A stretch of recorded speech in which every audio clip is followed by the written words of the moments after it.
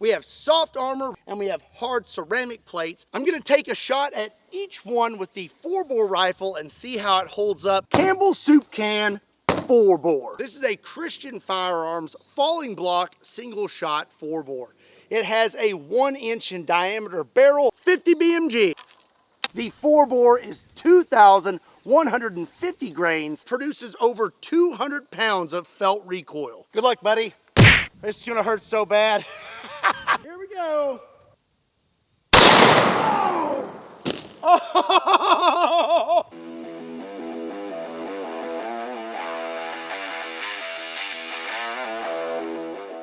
What's up, everybody? My name is Scott and you're watching Kentucky Ballistics, and we're back for another 4-bore video. I've been keeping track of your comments, and the most requested thing has been body armor. So that's what we're gonna do today. I am gonna blast some body armor with the 4-bore. I have some bullet safe armor. We have soft armor rated up to 44 Magnum and hard ceramic plates rated for 5.56, 7.62, and things like that. I'm gonna take a shot at each one with the 4-bore rifle and see how it holds up.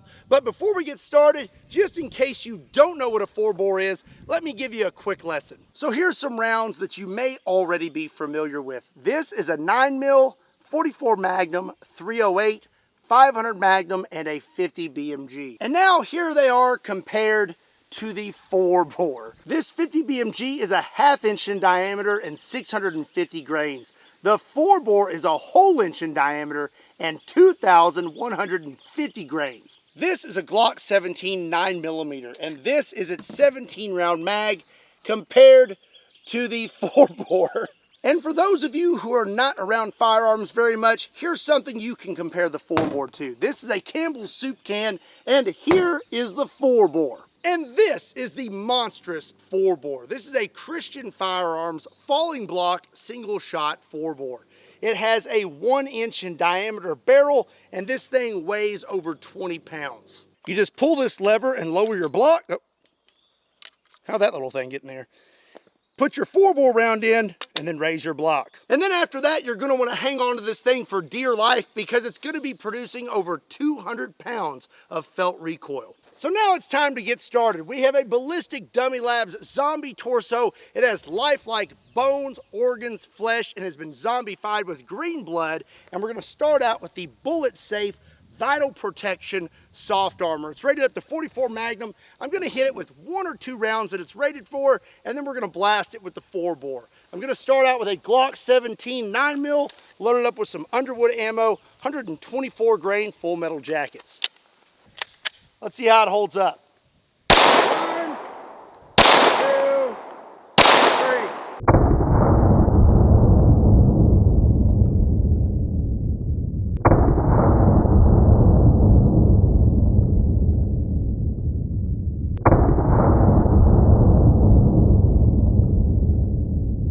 Okay, let's have a look-see, shall we? I'm just gonna undo these straps. I can already tell. Looks like I just kind of clipped the armor with the first shot. I hit right here, and that's right where that armor stops. So we did not stop that round and did a little bit of damage to Mr. Zombie. But as for the other two, I actually hit armor. It stopped the 9mm. We have a little bit of material here on the zombie. So it stopped those 9mm rounds, no problem. Let's go ahead and skip a few and step it up to its max rating, which is 44 Magnum. So this is my Magnum Research Desert Eagle chambered in 44 Magnum, and I'll be loaded up with some Underwood ammo, 240 grain jacketed hollow points. All right, here we go. Oh.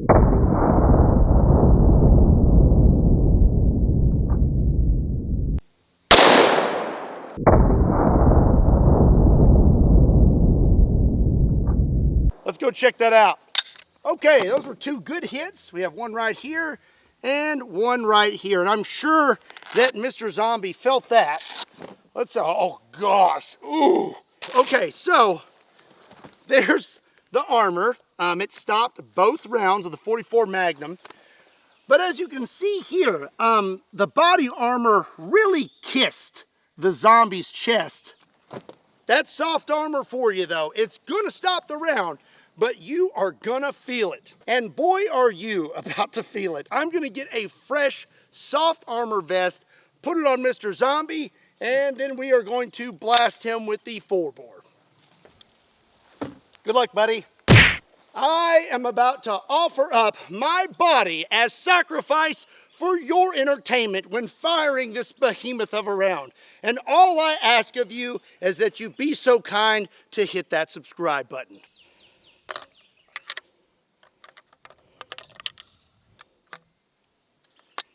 This is gonna hurt so bad. Woo! All right. Say goodbye, Mr. Zombie. Oh!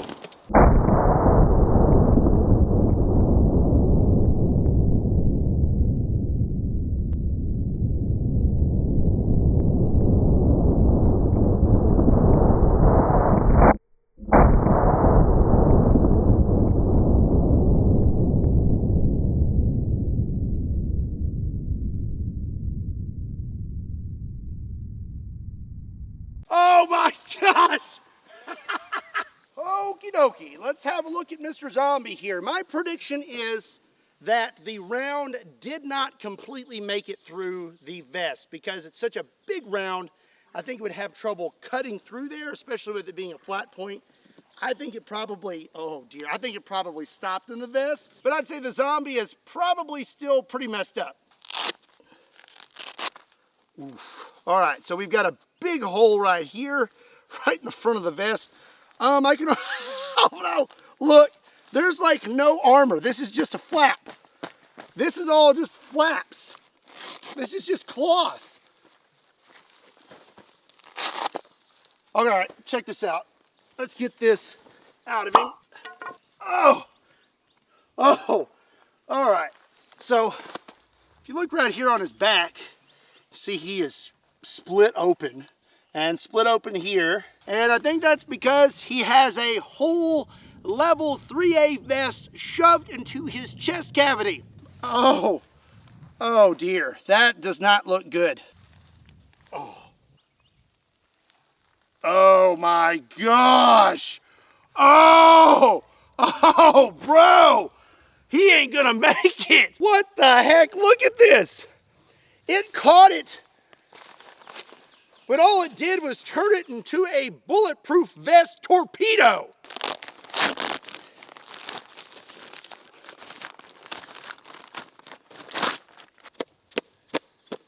You can see right there where it was, but it's encapsulated inside this cloth. Oh my gosh, that is a big piece of lead. So just like I thought, this is a big, flat, slow-moving round. It's producing a lot of energy, but it's not moving very fast, and speed is what defeats body armor. But our Zombie here, he's still toast. It did not matter that the armor could technically stop this behemoth of a round. It still delivered all of its energy, whether the Zombie liked it or not. And as you can see here, there's just a big hole. Well, I'm gonna say he's toast, but luckily I brought a backup. Ugh, these guys are heavy. Shout out to all my UPS drivers. I am so sorry. So now I'm gonna get this Zombie set up with some hard armor. These are bullet safe level 4 ceramic plates. They're rated for 5.56, 7.62, 308, and all that good stuff. I am not going to put this in a carrier. I'm just going to duct tape it to him. A few moments later. That looks legit. That's mil-spec, right?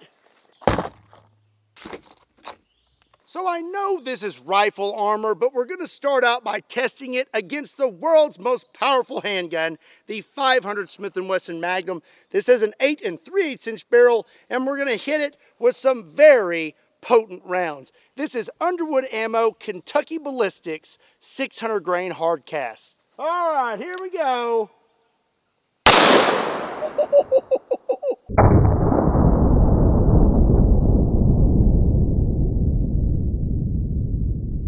I think this is kind of giving us a sneak peek into what's going to happen when we hit it with a much larger round. So it definitely stopped the 500 Magnum, but boy, did it do some damage to that plate.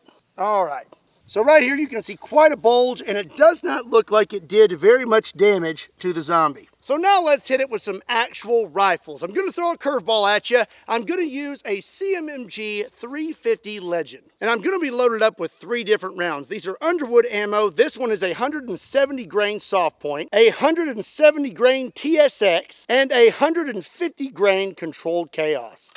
It's going to go soft point, TSX, and then controlled chaos. Here we go. Oh! Oh! Oh!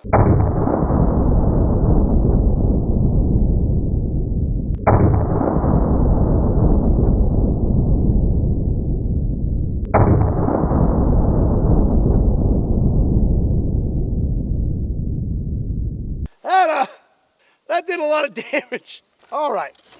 So we have a hit here, and a hit here. Took out a lot of ceramic. It looks like it stopped all the rounds.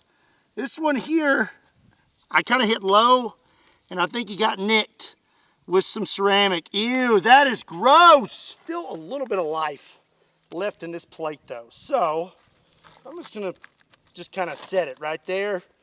And I'm gonna hit it with one more rifle right there on the top. The last rifle I'm going to hit this armor with is an FN Scar 17 chambered in .308. I have a 20 round mag loaded up with just 1 round of Underwood ammo, 175 grain controlled chaos. Here we go. Oh!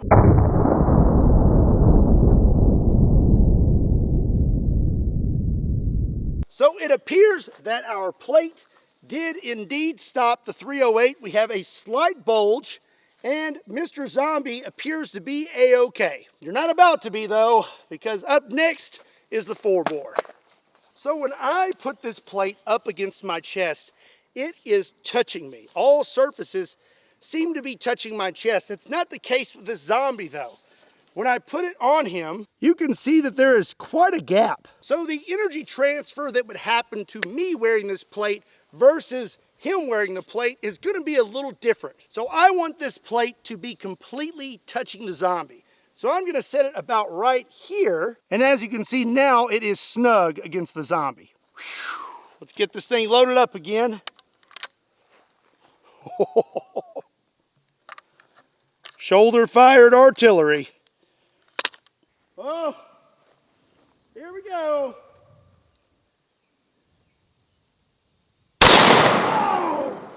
Oh!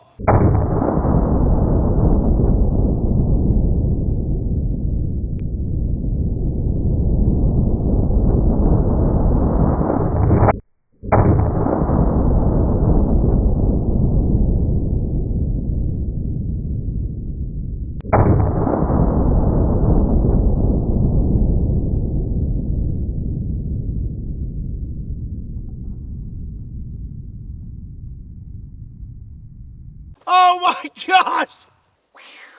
Alrighty then. Let's have a look, shall we?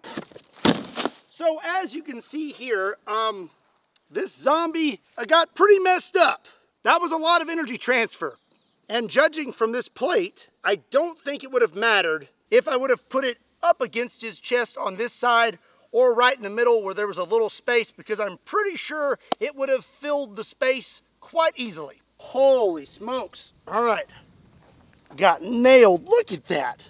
I think the round may have come out because it ain't in there.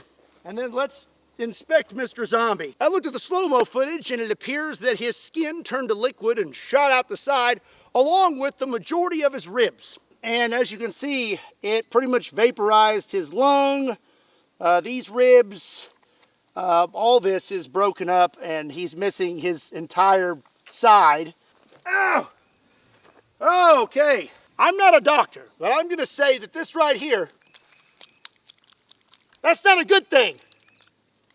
So my conclusion is body armor may stop the 4-bore round, but it's not gonna stop the 4-bore energy. So these zombies' bodies are absolutely thrashed, but their heads are still good for now. I have one more ceramic level 4 plate, and I have these zombies head to head. I'm gonna put this ceramic plate up against the first zombie and take a shot with the 4-bore. I imagine that the energy transfer is gonna be pretty tremendous and zombie number 1 is gonna feel it. But will zombie number 2 feel it as well? Let's find out, shall we? This is about to be pretty interesting, and I'm gonna be using a different round. We've been using a flat nose that weighs 2,150 grains. Now I have a round nose, and this weighs 2,050 grains. It's 100 grains lighter. I don't think it's gonna make much of a difference, but I'm excited to try it.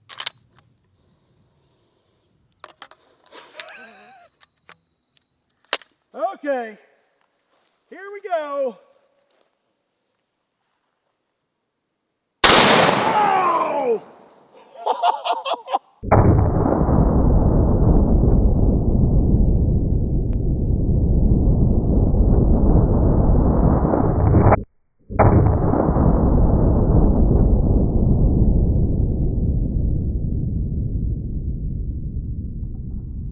Well, I would say it's pretty obvious that zombie number 1 did not make it. The ceramic plate took one heck of a beating, and it transferred all that energy into zombie number 1. You can see that, well, he's not doing too good. Zombie number 2, though, I think he just has a concussion. You can see his face is split, and that's about it. No cracked skull.